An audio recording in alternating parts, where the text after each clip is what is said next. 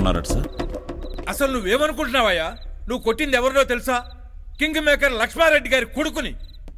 వాళ్ళకి డైరెక్ట్గా హైకమాండ్తో సంబంధాలున్నాయి. పైగా వాడిని పెళ్లికి పనికి రాకుండా కొట్టావు. అసలు పెద్దవాళ్ళతో ఎందుకయ్యా నీకే గొడవ? తప్పు చేసిన వాడు బలిసినోడా బలహీనుడా అని చూసే అలవాటు నాకు లేదు సార్. నువ్వు చూడవయ్యా, నేను చూడాలి కదా. మధ్యలో నాకు వచ్చింది సావు. నువ్వు అక్కడ రికార్డ్ చేసిన మెటీరియల్ అంతా ఎక్కడ పెట్టావో తెచ్చివు. అంతేనా, ఇంకేమైనా ఉన్నాయా?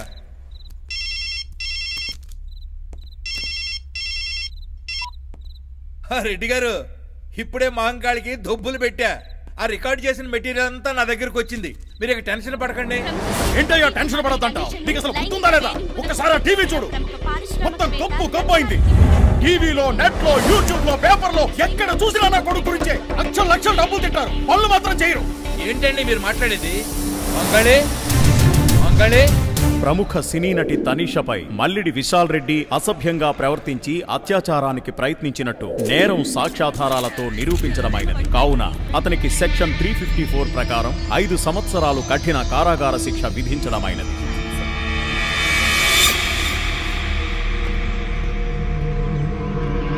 మీరేం పీకుతున్నారు? నేను చూసుకుంటాను.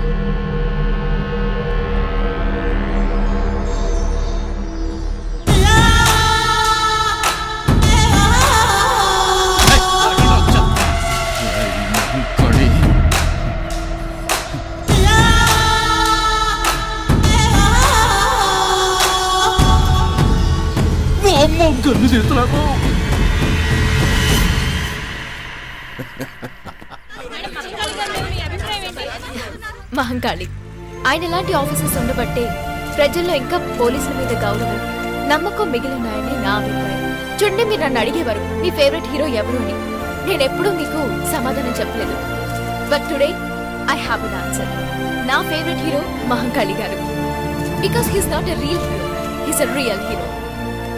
Thank you.